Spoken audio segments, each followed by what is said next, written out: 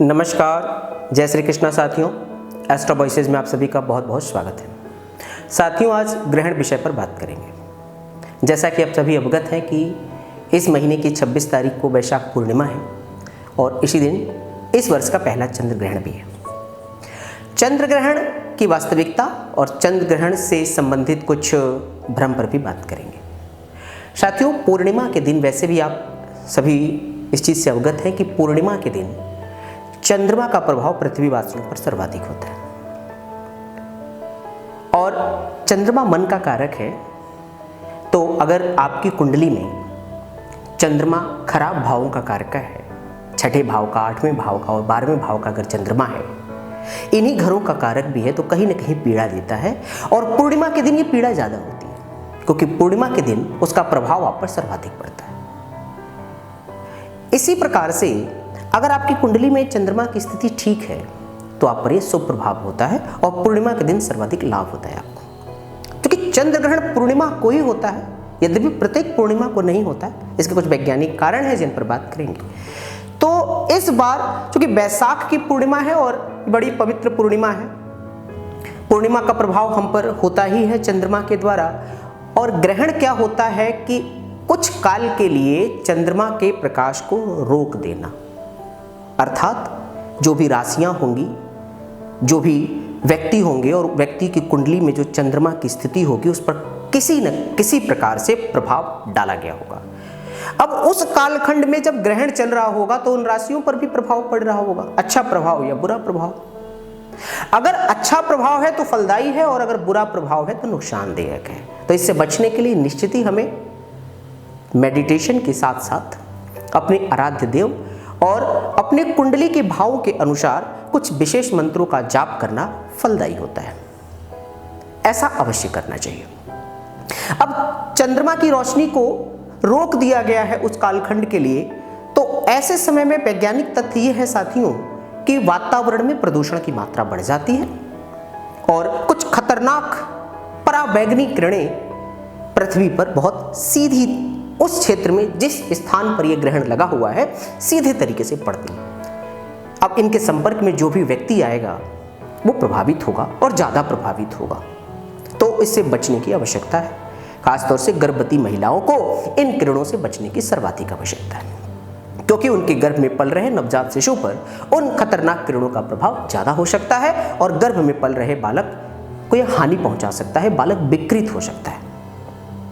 और हमारी कुंडली के उन भावों में जहां चंद्रमा इस समय गति कर रहा है, जैसे मान लीजिए किसी का चंद्रमा अगर दशम भाव में है, उस पर शुभ ग्रहों की दृष्टि पड़ रही है, अगर गुरु के साथ भी बैठा हुआ है, तो निश्चित ही गजकेसरी योग हुआ और उस बालक पर, उस जातक पर ये जो पूर्णिमा के दिन चंद्र ग्रहण है फलदायी होगा। परंतु अगर किसी का अष्टम है, किसी का 12वां है और नकारात्मक ग्रहों द्वारा देखा भी जा रहा है तो निश्चित ही उसके लिए घातक होगा। तो इस चीज को निर्धारित करके निश्चित ही हम इसके बुरे परिणामों से कैसे बच सकते हैं? जप के द्वारा, तप के द्वारा और ईश्वर के प्रति विश्वास प्रदर्शित करके। परंतु चूंकि 26 तारीख को पड़ने वाला चंद्र ग्रहण साथियों भारतवर्ष में दिखाई नहीं देगा, इसलिए भारत के नागरिकों को इससे घबराने की कोई भी आवश्यकता नहीं है। यह चंद्र ग्रहण भारत के किसी भी स्थान पर, किसी भी क्षेत्र में नहीं देखा जाएगा क्योंकि जिस समय चंद्र ग्रहण लग रहा है उस समय भारत में जो समय होगा, भारत के समय अनुसार दिन के 2:15 बजे से लेकर के और शाम के 7:15 बजे तक, लगभग 2-4 मिनट इधर और इधर हो सकता है, पर लगभग दिन के 2:15 बजे प्रारंभ होगा और शाम के 7:15 बजे करीब समाप्त होगा। इस दौरान चंद्रमा भारतवर्ष में नहीं दिखाई देगा, तो भारतवर्ष में ग्रहण भी नहीं दिखाई देगा और इसका असर भी नहीं होगा। इसका असर उन स्थानों पर होगा जहां पर यह दिखाई देगा। ये 26 तारीख की वैशाख पूर्णिमा के दिन पड़ने वाले चंद्र ग्रहण के प्रभाव थे साथियों। अच्छा, इससे जुड़ी कुछ मैं आपको रोचक जानकारी भी देता हूं कि हमारे आध्यात्मिक जगत में साथियों ये ग्रहण लगता क्यों है। ग्रहण 2 ही प्रकार का होता है, या तो सूर्य पर लगता है या चंद्र पर लगता है। और इन्हीं दोनों पर क्यों लगता है? तो कारण यह है कि समुद्र मंथन के समय जब भगवान विष्णु ने धोखे से अमृतपान कर रहे राक्षस की गर्दन को काट दिया था तो राहु और केतु का निर्माण हुआ, छाया ग्रह कहे जाते हैं। और यही अपना बदला लेने के लिए क्यों क्योंकि भगवान विष्णु को बताया ही सूर्य और चंद्र देवता ने था कि ये राक्षस है, तो अपना बदला लेने के लिए सूर्य और चंद्र को एक विशेष समय पर एक विशेष स्थिति में ढक लेते हैं। तो ये तो आध्यात्मिक जगत कहता है कि इस प्रकार से ग्रहण की उत्पत्ति हुई, परंतु वैज्ञानिक तथ्य इससे परे है और विज्ञान कहता है कि जब पृथ्वी सूर्य और चंद्रमा के बीच में एक सीधी रेखा में आ जाती है तो सूर्य से निकलने वाला प्रकाश पृथ्वी द्वारा रोक दिया जाता है, चंद्रमा पर नहीं पहुंच पाता है और उस स्थिति में चंद्रमा पृथ्वी वासियों को नहीं दिखाई देता है, वही ग्रहण होता है। अब ये पूर्ण ग्रहण भी हो सकता है, आंशिक भी हो सकता है, कम भी हो सकता है, छाया भी हो सकता है। ये निर्भर करेगा कि पृथ्वी ने कितने हिस्से को ढका है। और जैसे जैसे चूंकि पृथ्वी सूर्य के चारों तरफ घूम रही है, चंद्रमा पृथ्वी के चारों तरफ घूम रहा है, तो ये जैसे जैसे चंद्र और पृथ्वी एक दूसरे से अलग होते जाते हैं वैसे ही सूर्य का प्रकाश चंद्रमा पर पुनः पड़ने लगता है और चंद्रमा पुनः दिखाई देने लगता है और ग्रहण समाप्त हो जाता है। ये वास्तविकता है, विज्ञान कहता है और वो अध्यात्म कहता है। तो साथियों, इस दिन घबराने की कोई आवश्यकता नहीं है। पहली बात तो यह है, भ्रम को निकाल दीजिए मन से।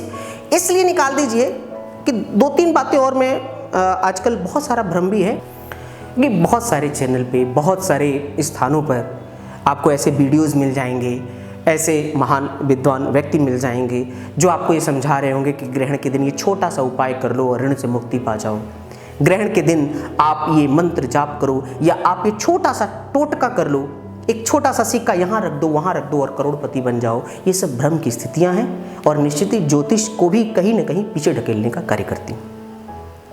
ये वास्तविकता नहीं है साथियों। यद्यपि मंत्रोच्चारण करके, जप तप करके आप अपने आत्मबल को निश्चित ही बढ़ा सकते हैं और उन मंत्रों का भी प्रभाव तत्काल नहीं होगा परंतु भविष्य में निश्चित ही होगा। अपने घर में एक सुरक्षित स्थान पर बैठ करके इस समय अगर आप मंत्र जाप करेंगे तो इससे 2 लाभ होगा।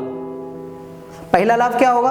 कोरोना का काल चल रहा है, घर से बाहर नहीं निकलेंगे, कोरोना से सुरक्षित रहेंगे। और दूसरा लाभ क्या होगा?